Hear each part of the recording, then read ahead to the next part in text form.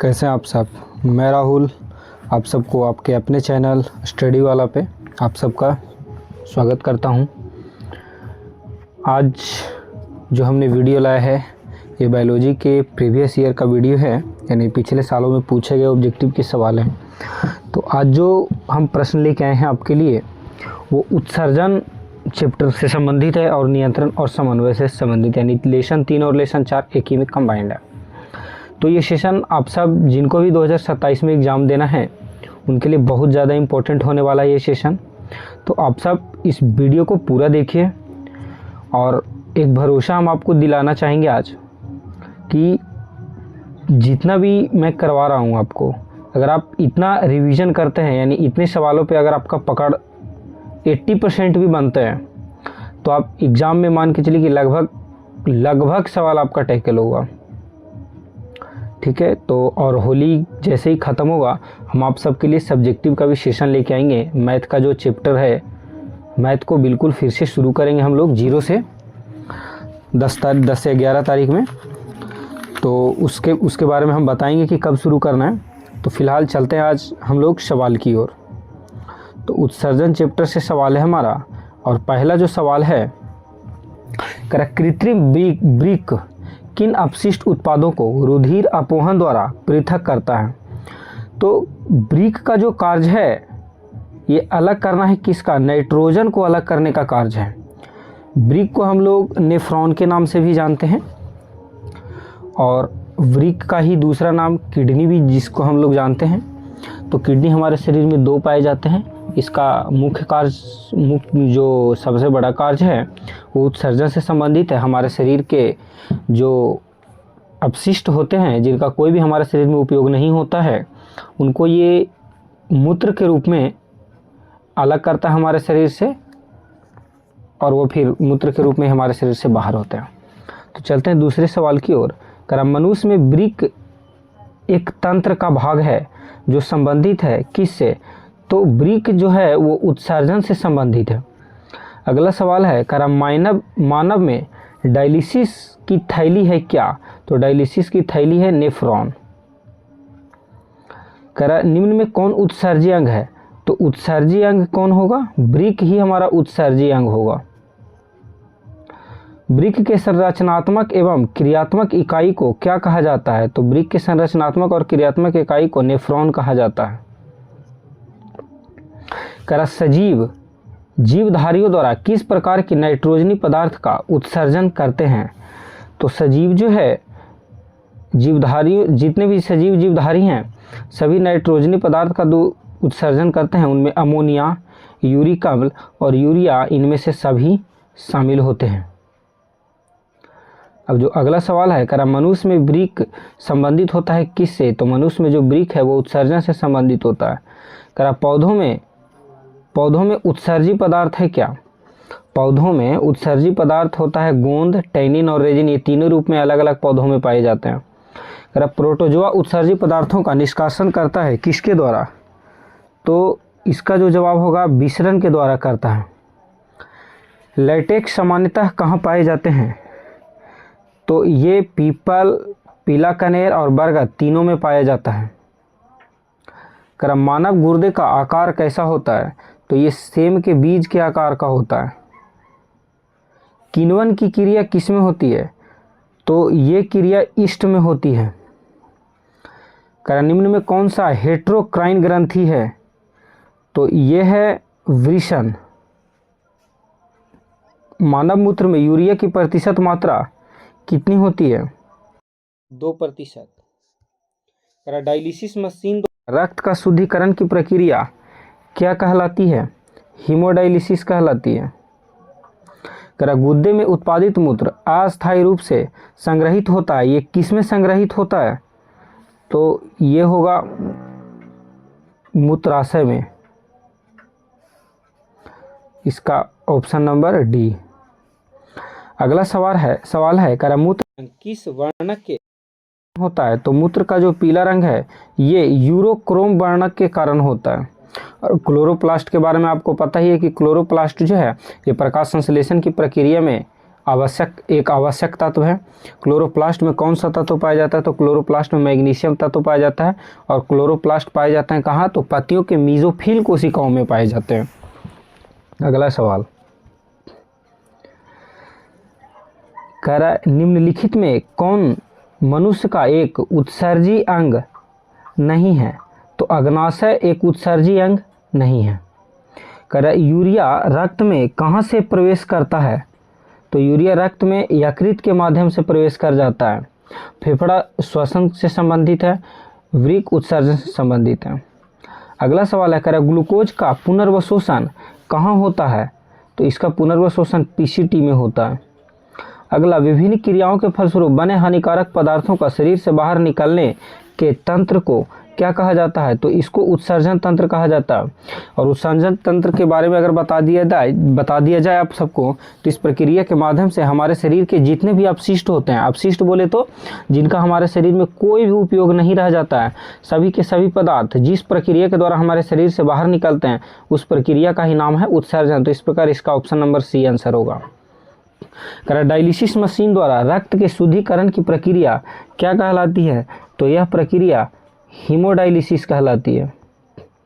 Protozoa उत्सर्जी पदार्थों का निष्कासन कैसे करता है? तो ये विसरण के माध्यम से करता है। बबूल के पौधों में मुख्यतः कौन सा उत्सर्जी पदार्थ निकलता है? तो बबूल के पौधे से गोंद निकलता है। अब चलेंगे हम लोग अगले सवाल की ओर। तो ये भी उत्सर्जन टॉपिक से ही संबंधित है। तो अगला जो हमारा सवाल है कह रहा है कि दो तंत्रिकाओं के मध्य खाली स्थान को क्या कहा जाता है? तो दो तंत्रिकाओं के बीच जो खाली स्थान पाया जाता है सिनेप्स कहलाता है। और तंत्रिका कोशिका जो है हमारे शरीर की एक बहुत ही महत्वपूर्ण कोशिका है। और तंत्रिका कोशिका हमारे शरीर की सबसे लंबी कोशिका होती है।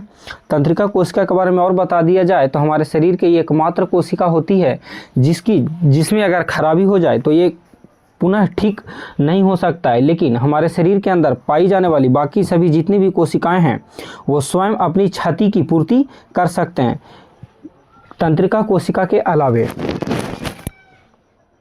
अगला सवाल है कह रहा है मस्तिष्क का कौन सा भाग शरीर की स्थिति तथा संतुलन का अनुरक्षण करता है? तो इसको कहा जाता है अनुमस्तिष्क। पॉन्स मेडुला और अनुमस्तिष्क जो है किसका भाग है?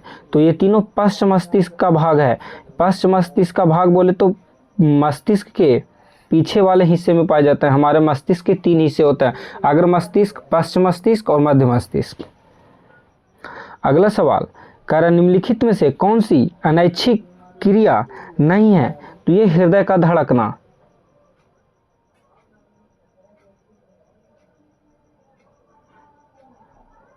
अनैच्छिक क्रिया नहीं है। हाँ, हृदय का धड़कना। अनैच्छिक क्रिया मतलब जो क्रिया हमारे इच्छा के विरुद्ध भी होती रहती है, यानी हृदय का धड़कना हमारी इच्छा पर निर्भर नहीं करता है।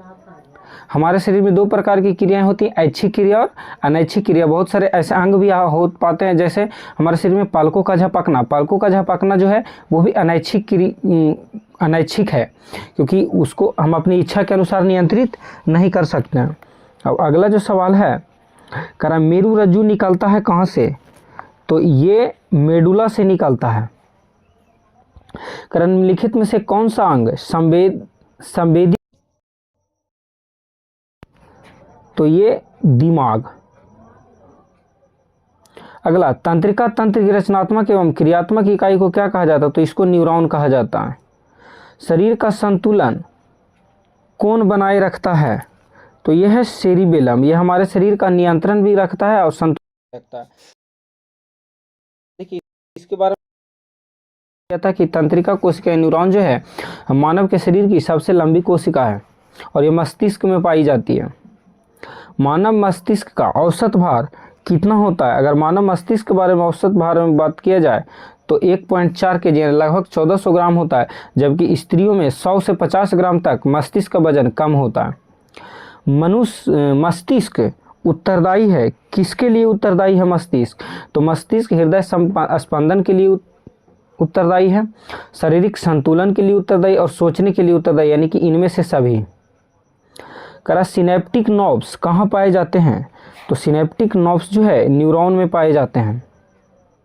मानव शरीर की सबसे लंबी कोशिका ये तंत्रिका कोशिका होगी। करा मेरुरज्जु के आघात से क्या हो सकता है? तो मेरुरज्जु के आघात से लकवा हो सकता है। मस्तिष्क का सबसे बड़ा भाग कौन होता है? तो मस्तिष्क का सबसे बड़ा भाग जो है सेरिब्रम है। अब जो अगला सवाल है, करा पादप हार्मोन का उदाहरण, पादप हार्मोन का उदाहरण क्या है? तो पेप्सिन जो है ये एक पादप हार्मोन है।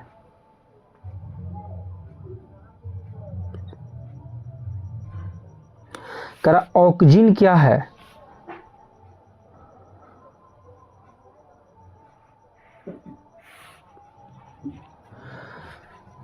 प्रश्न नंबर 1 का जो आंसर है पादप हार्मोन का उदाहरण ऑक्जिन होगा यहाँ पे।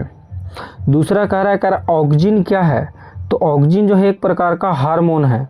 तीसरा सवाल है करा जिब्रेलिन है क्या? तो जिब्रेलिन जो है एक प्रकार का ये पादप हार्मोन है। अगर आपको ऑक्जिन के बारे में बता दिया जाए तो ऑक्जिन जो है पत्तियों का विलगन पाया होता है, इसके कारण यानी वृक्ष से पत्तियां अलग अलग हो जाती हैं। फिर कह रहा है कौन सा पादप हार्मोन पत्तियों के मुरझाने के लिए उत्तरदायी होता है? तो ऑक्जिन उत्तरदायी होता है, क्योंकि पत्ती मुरझा के वृक्ष से अलग हो जाते हैं। कौन सा पादप हार्मोन साइटोकाइनिन, पादप हार्मोन जो है साइटोकाइनिन किस में सहायक होता है? तो ये प्ररोह के अग्रभाग की लंबाई में वृद्धि के लिए, तने की वृद्धि के लिए, पादप का प्रकाश की ओर मुड़ने के लिए, यानी इनमें से सभी के लिए उत्तरदायी है। करा जड़ का अधोगामी वृद्धि, जड़ का अधोगामी वृद्धि क्या है? तो जड़ का अधोगामी वृद्धि गुरुत्वानुवर्तन है। पादपों में पाए जाने वाला वृद्धि हार्मोन निम्न में से कौन सा है? पादपों में पाए जाने वाले वृद्धि हार्मोन जो है जिब्रेलिन्स हैं। इसके कारण पत्तियों और फलों, वृक्षों के आकार में वृद्धि होती है। 8वां जो सवाल है करा इनमें से कौन पादप हार्मोन है? तो साइटोकाइनिन जो है पादप हार्मोन है। कौन सा पादप हार्मोन नहीं है? 9वां का सवाल करा निम्नांकित में से कौन सा पादप हार्मोन नहीं है? तो पादप हार्मोन कौन नहीं होगा? ऑक्सीटोसिन।